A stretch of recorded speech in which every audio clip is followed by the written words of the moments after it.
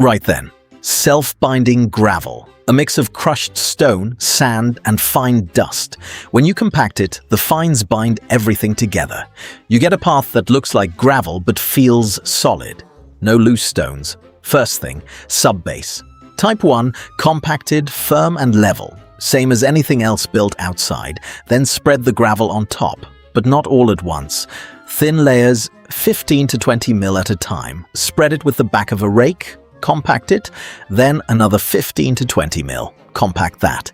Build it up to your finished level. Don't dump 50 mil on and compact it in one go.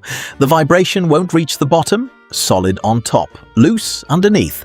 Thin layers every time. Now the water, this is the hard part.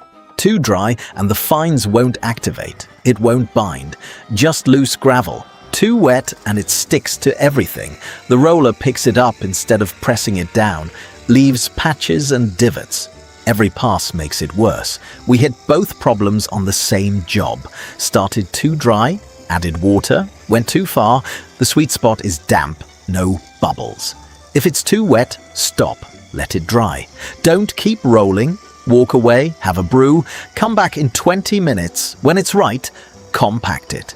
Plate first for heavy compaction, roller after for a smooth finish. Spray a tiny mist of water on the roller drum before each pass to stop it sticking. You'll see the fines rise to the surface as you compact. That's the binding happening. If they're not rising, it's too dry. Light mist and try again.